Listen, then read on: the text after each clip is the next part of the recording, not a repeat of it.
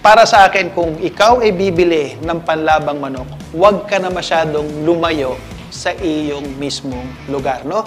So para sa akin kasi, if you get roosters from far farms, no, yung napakalayo na sa iyong farm, there will be a lot of adjustments pagdating sa weather, sa lupa, sa quality ng tubig, at sa panahon o klima, no? So for example, ganito nangyayari. Ang farm mo halimbawa ay nasa norte, sa Luzon, no? So mainit na lugar na, papunta na tayo ng Tarlac, papunta na tayo dun sa padagat na area, for example.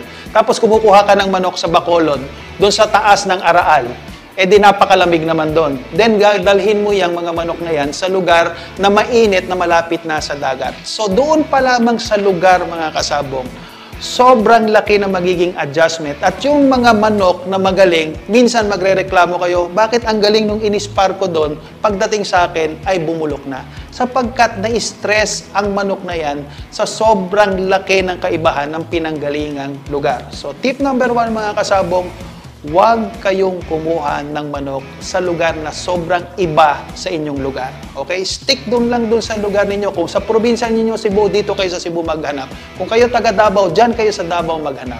Okay? Pero that's just my opinion. Kung susundin nyo, sundin ninyo. Kung ayaw nyo, huwag nyo. Okay?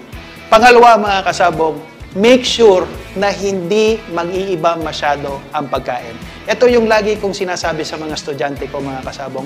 Pag bumili kayo ng manok, alamin ninyo kung anong ginagamit na pellets. Bakit? Sapagkat halimbawa, bumili ka ng manok doon sa Davao, for example, ang ginagamit na pellets kulay pula. Pagdating sa farm mo, ang kulay ng pellets mo kulay brown. 100% mga kasabong, mga isang linggo na hindi pa kumakain ng maayos ang iyong manok. Bakit? Kasi sanay sa pellets na pula, tapos pakakainin mo ng pellets na brown. Doon pa lamang malaking adjustment na dahil malaki ang kaibahan ng kanilang kinasanayang pagkain, tapos papakainin mo ng ibang klaseng pellets. So what can you do?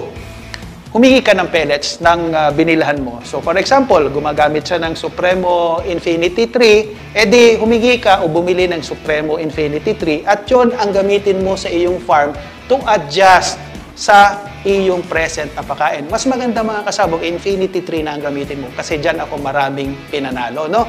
So ganon, wag niyong bibiglain na nagsiswitch kayo ng patuka sapagkat kanina, stress ng lugar. Ngayon naman, ang pinag-uusapan natin, stress ng patuka na para sa akin, mas malaki pang factor na ang isang manok na magaling ay biglang bumubulok. Sapagkat kung magkaiba ang kanilang ginagamit na patuka, for sure, magkaiba din yung crude protein ng kanyang kinakain, no? So kung for example, ang kinakain niyang pellets is 18% ang crude protein, tapos pagdating sa lugar mo, 15% lang yung crude protein ang pinapakain mo, that 3% ang magiging dahilan ng pagbulok ng isang magaling na manok. So, to recap, mga kasabong, kung kayo'y namimili ng panlaban, ito ang inyong tandaang dalawang factor, no? Bawasan ninyo ang environmental stress. Ibig sabihin, kung kukuha kayo ng manok, yun ang pinanggalingan ng lugar, parehas lang ng lugar mo, no? So kung probinsya ka ng Cebu, dito ka sa Cebu maghanap. Kung ikaw ay taga Laguna, doon ka maghanap. Kung ikaw naman taga Batangas, doon ka maghanap. Para sa akin, dapat hindi masyado nag-iiba ang weather o itsura ng lugar na lilipatan ng manok. Pangalawa, mga kasabong, ay yung kanilang patuka. Siguraduhin mo na hindi sila magkakaroon ng stress sa pagpapalit mo ng patuka. So for example, gumagamit sila ng Infinity 3, ng Supremo doon sa pinilihan mo, edi magpalit ka ng Supremo Infinity 3 kung talagang seryoso ka na magaling pa rin ang iyong manok na binili.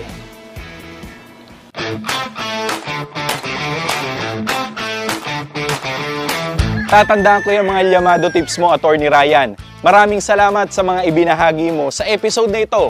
Kaya kung nais yung matuto, mag-like at mag-subscribe na sa ating mga social media accounts. Hanapin lang ang Supremo Infinity. Para lagi kayong updated, magkita-kita tayo sa susunod na episode bilang kasapi at naniniwala sa Samaang Supremo. Ako po ang kumakatawan sa mga Kabalikat Farms. Ako po si Vlad Marshall Legaspi ng A. Flores Game Farm. Sa Supremo Infinity, ilabas ang buong potensyal. This portion was brought to you by Supremo Infinity.